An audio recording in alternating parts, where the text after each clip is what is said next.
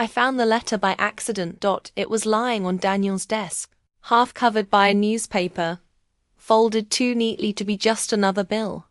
The handwriting on the envelope caught my eye, sharp, familiar, and somehow trembling. It said only 2 words. For Emily. That was me. I stared at it for a long time before touching it, my heart thudding in that strange, unsteady way that only comes when something is about to change. Daniel was in the garden, trimming the roses. The sound of shears clicked rhythmically through the open window. It was an ordinary Thursday. At least it had been 5 minutes ago. I picked up the envelope. It felt heavier than paper should. My name was written as if every letter mattered. When I unfolded it, his handwriting stared back at me. Careful, deliberate, the way he always wrote when he wanted to be understood. Emily, if you're reading this, it means I've found the courage I've been missing for years. I have one wish, something I've kept quiet about because I didn't know how to ask for it. But it's time. And I need you to say yes. That was all.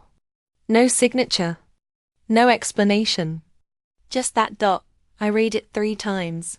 My pulse racing faster each time. A wish? What kind of wish? I looked out the window. Daniel was still there, pruning the yellow rosebush I planted the year we got married.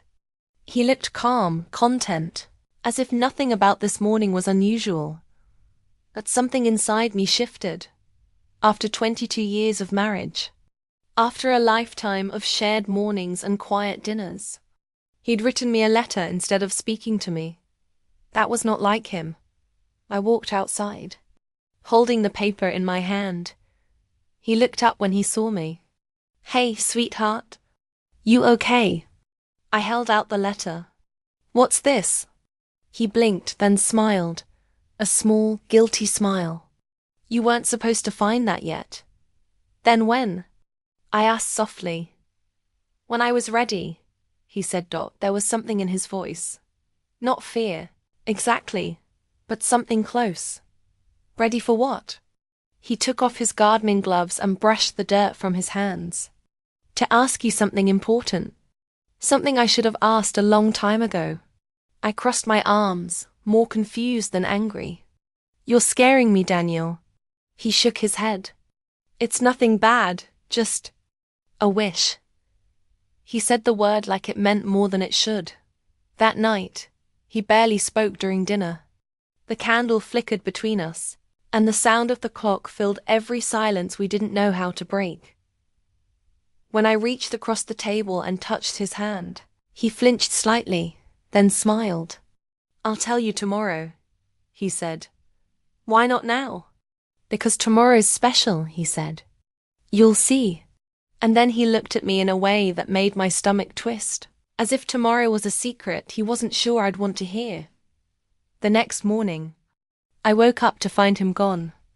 His pillow was cold, his shoes missing, and on my nightstand lay another note. Meet me where it all began. My breath caught. He meant the old pier, the place where he proposed, 23 summers ago. I dressed quickly, my hands trembling as I buttoned my blouse. The drive there was only 20 minutes, but it felt like a lifetime. When I arrived, the lake was still, the early sun spreading gold across the water.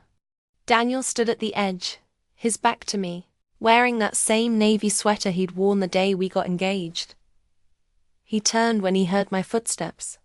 His smile was soft, almost boyish. You came. You asked me to, I said, trying to sound calm. He nodded toward the water. Do you ever think about who we were back then? All the time, I said. But why are we here? He took a deep breath. Because I made you a promise that day. I told you I'd give you the life you dreamed of. And somewhere along the way, I forgot what that meant. I frowned. Daniel. He took a step closer. I want to start over, Emily. Not with someone new. With you. My breath caught. He continued, voice shaking slightly.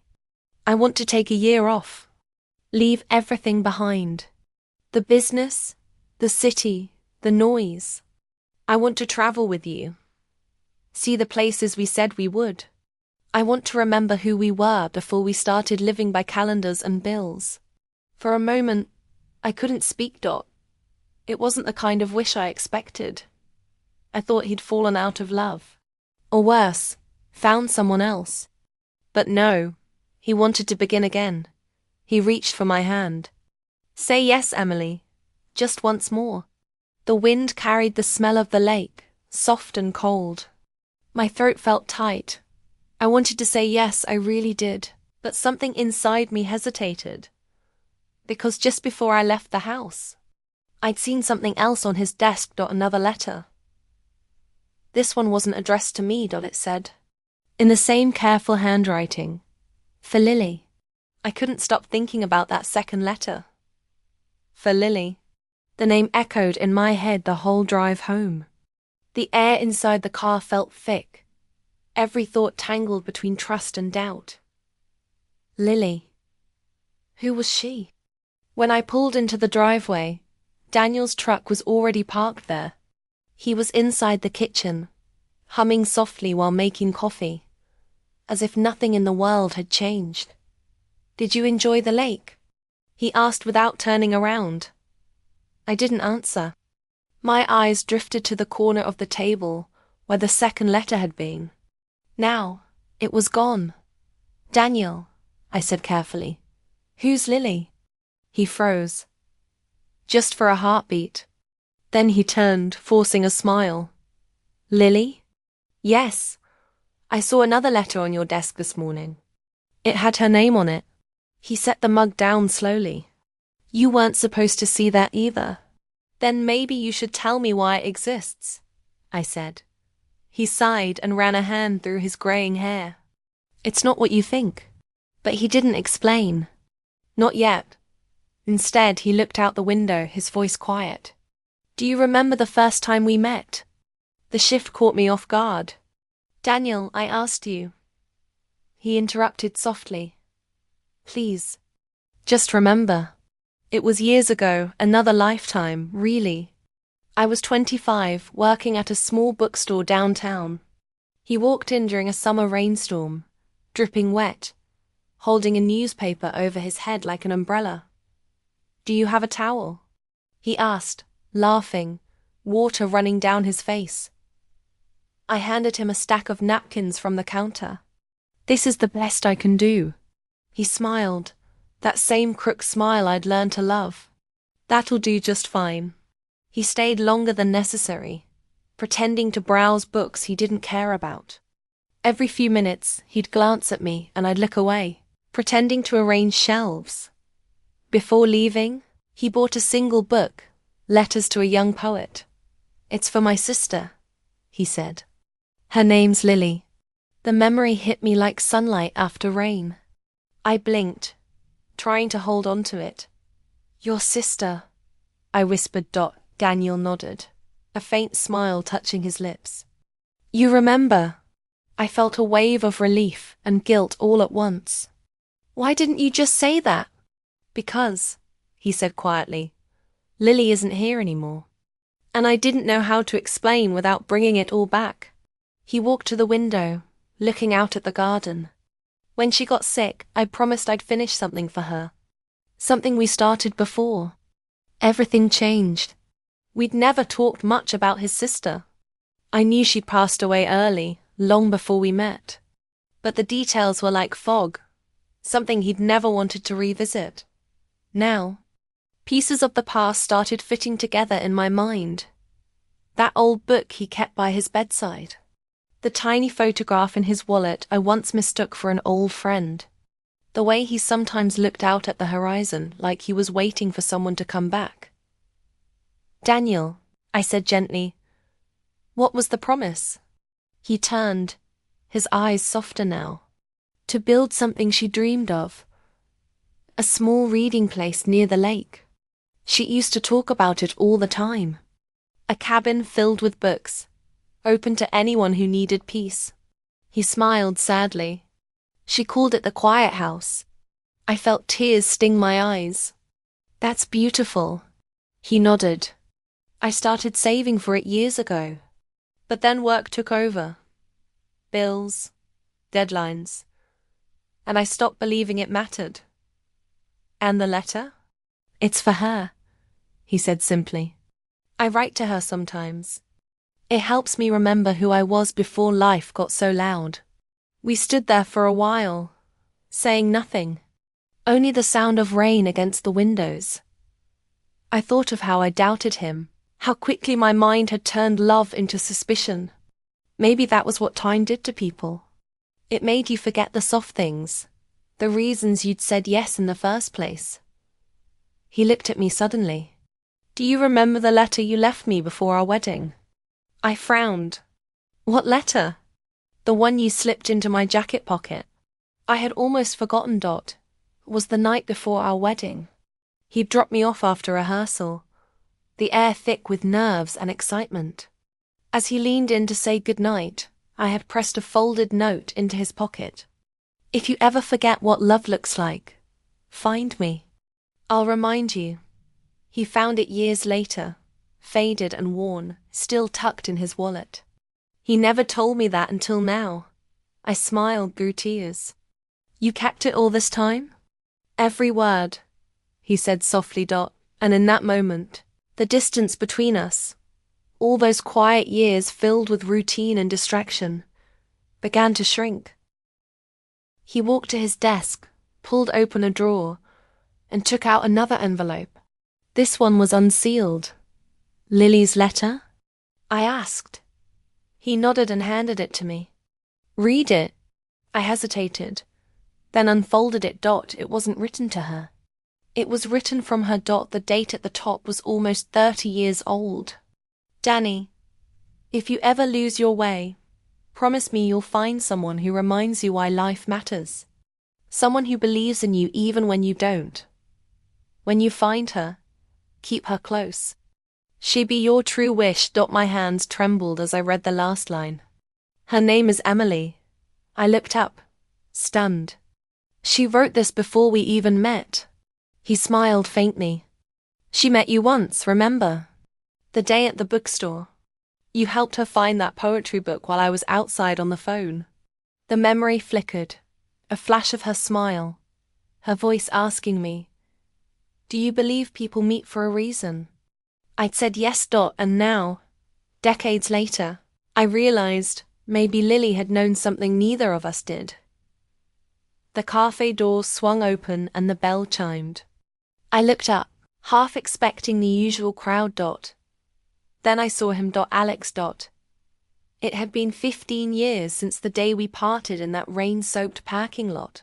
Words left unsaid, and the hurt left behind. He hadn't changed much.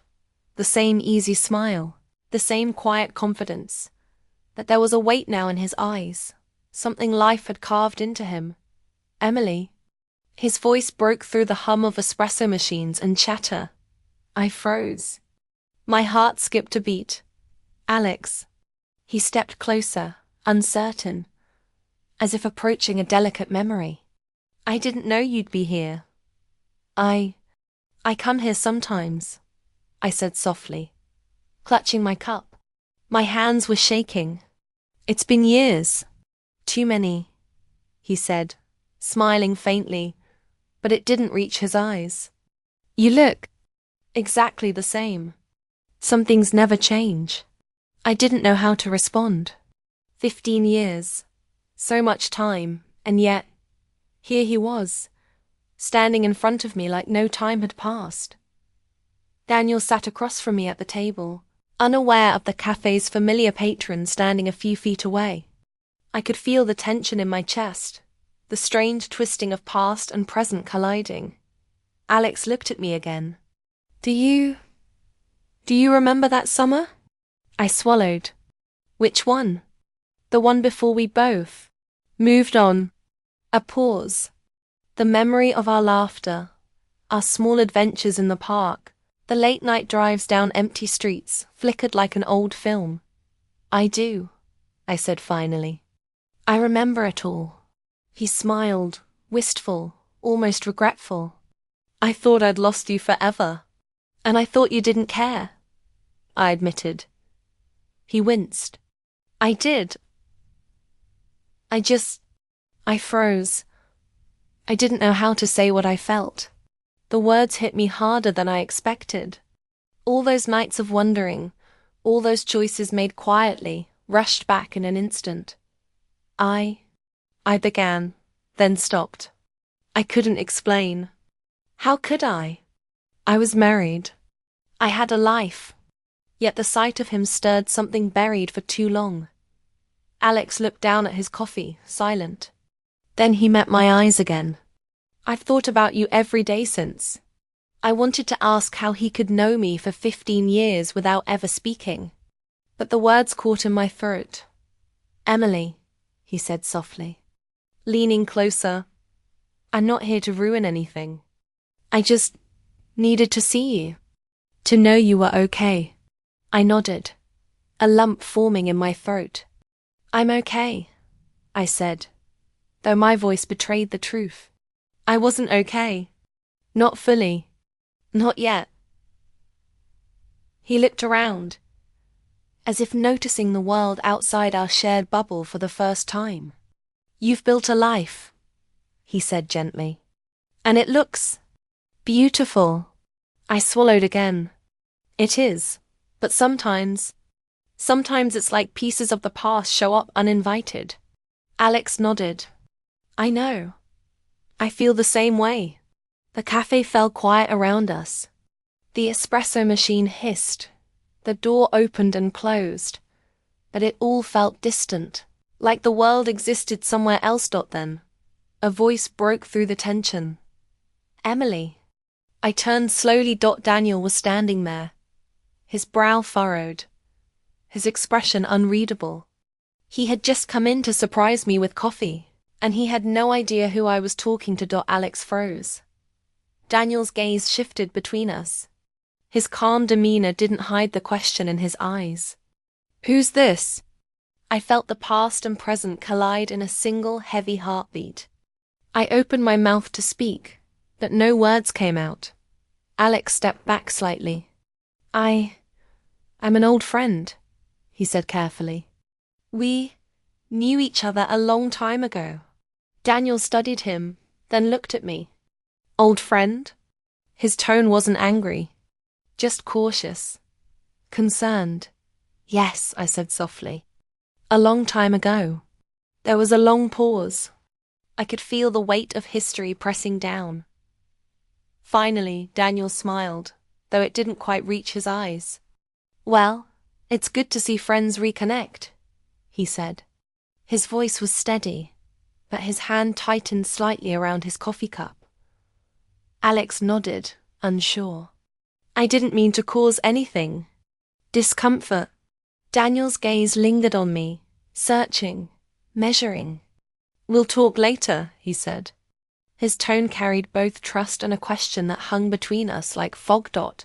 As he turned and walked away toward the counter, I realized my hands were still trembling.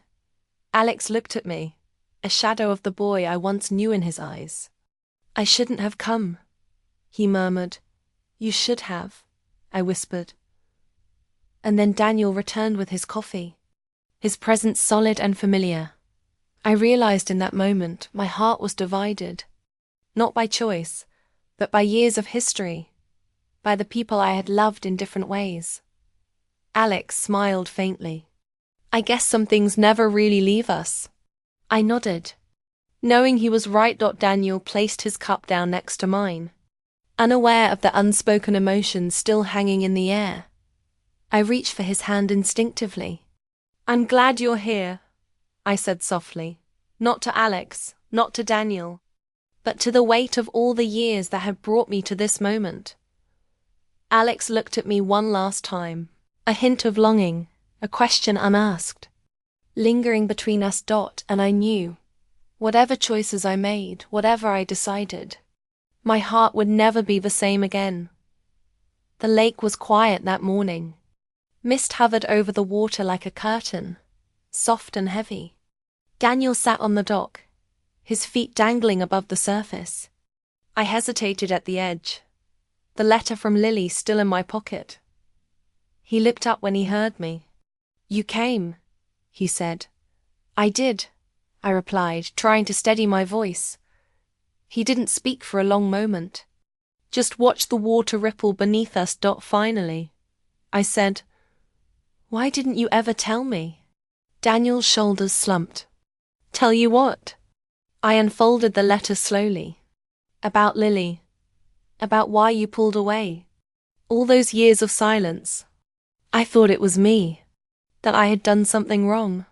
He swallowed. "Emily, it wasn't you." My chest tightened. "Then why?" He took a deep breath. "When Lily got sick, I promised her something. I promised to be there for her, to finish what we started. But then she passed. And I didn't know how to carry that grief and still be the man I wanted to be with you. So I shut down. I stared at him. Words caught in my throat. 22 years, and this quiet truth had never been spoken. I thought if I stayed busy, if I worked, if I distracted myself, I could forget the emptiness, he continued. But I couldn't. Not completely. I pushed you away without meaning to. I didn't know how to explain that my heart was still broken. I wanted to speak, to tell him it was okay, but my own tears made it impossible. He reached for my hand, tentative, almost afraid. "I never stopped loving you. I didn't know how to bring myself back to you." I could see the weight he had carried. The lines in his face weren't just age. They were years of silence, of grief, of longing. "I waited," I whispered. "I waited for you to come back. Even when I didn't know if you would." Daniel's eyes softened. "And I needed you to wait. I wasn't ready to ask for help. I didn't know how to ask for love when I was still learning how to grieve." The sun rose slowly behind us, painting the water gold. I felt the years collapse, the distance between us shrinking with each heartbeat. "I was angry sometimes," I admitted. "Hurt. I thought you didn't care. But I never stopped believing in us." He nodded. "I know. And I regret every moment I made you doubt that." We sat in silence, letting the truth settle between us like the morning mist. No shouting, no recriminations. Just honesty, raw and quiet. "I have one more confession," Daniel said finally, his voice low. "When I wrote those letters, the one to Lily, the one to you, I was trying to keep pieces of myself alive. I didn't want to lose who I was. But every word was meant to remind me of what I loved most. You." I reached for his face, tracing the line of his jaw. "Then why did it take so long?" "Because sometimes," he said softly, "we are afraid of truth. And the truth can break everything we hold dear. But hiding it, that almost broke us anyway." I swallowed the lump in my throat. "So we start now?" He nodded. "We start now. But it won't be perfect. There will be moments we stumble. Moments when the past whispers in our ears. But we start, Emily. Together." I nodded slowly. "I want that. I've always wanted that." He smiled, a soft, trembling smile. "Good. Then there's one last thing I need to show you." I followed him down the dock, heart pounding. At the edge, he knelt and opened a small wooden box he had hidden beneath the planks. Inside were blueprints, small, carefully folded sketches. "The quiet house," he whispered. "I never finished it after Lily. But I can now. With you." My hands trembled as I touched the papers. "It's beautiful. It's our second chance," he said, looking into my eyes. "The life we promised each other before the noise, before everything else." I nodded, words failing me. Then I noticed something folded at the very bottom of the box. A small envelope, different from the rest. I opened it. It was a letter in Lily's handwriting, dated the day before she died. "Danny, if you find this, know that love is bigger than grief. Emily is your heart. Never let her go. But be ready for surprises. Because life has more in store than you expect. I froze, staring at Daniel. He looked down, his expression unreadable. I didn't know she left this. Until yesterday. My heart skipped a beat. Surprises? I whispered. He nodded slowly. Sometimes the truth isn't the end.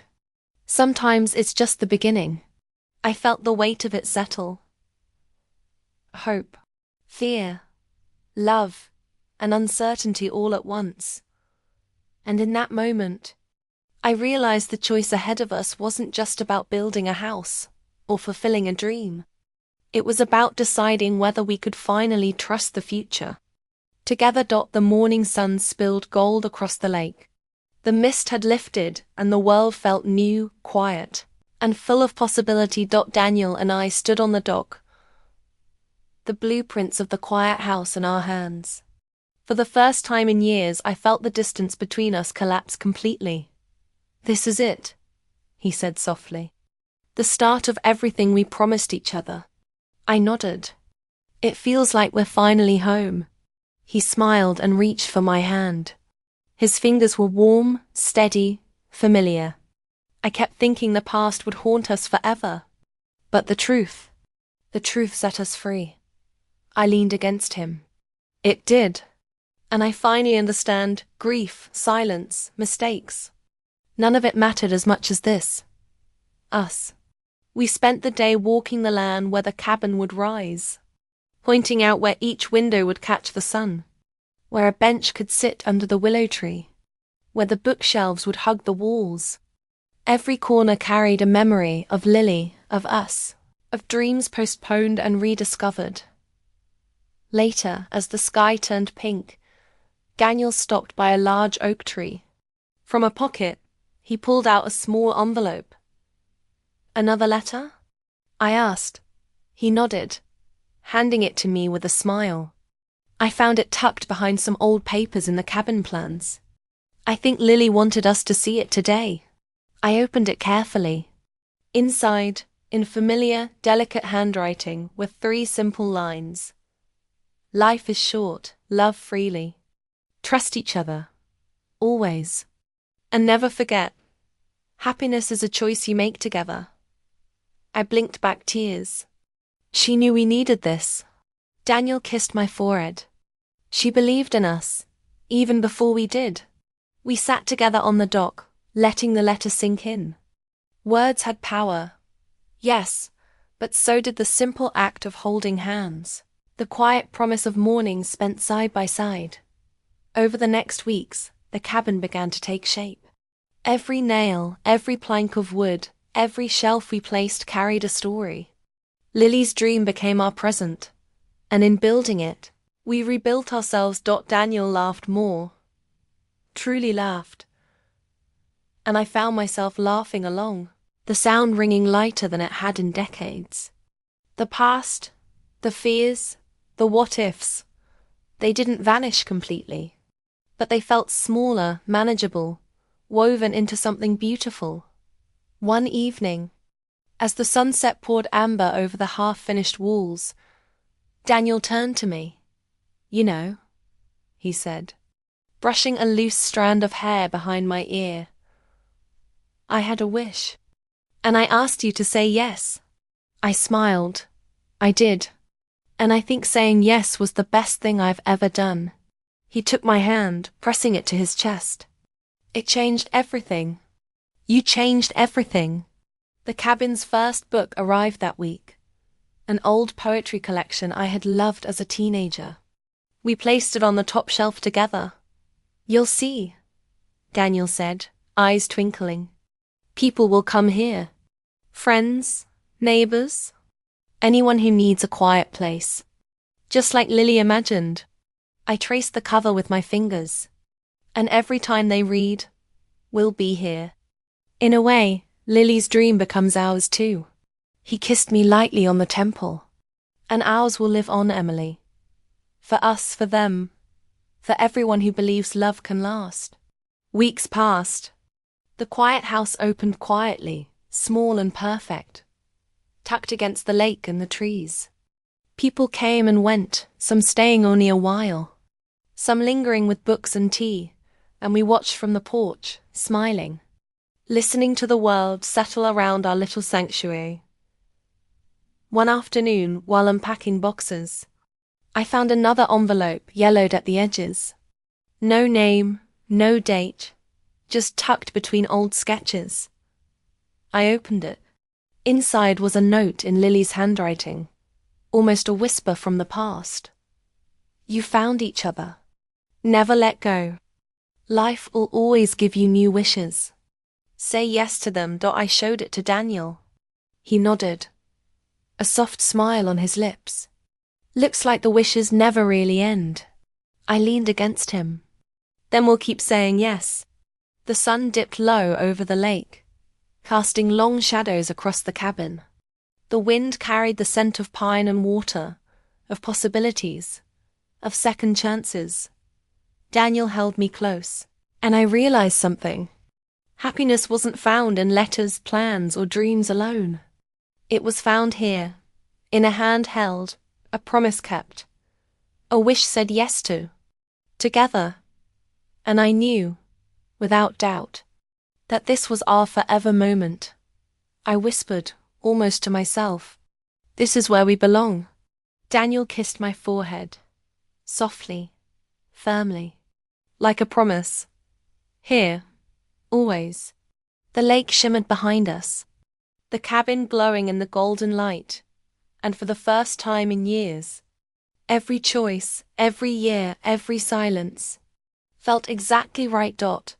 And as the last rays of sun disappeared, I thought of Lily, and smiled through tears, because some wishes never fade, and some love, true love, lasts a lifetime.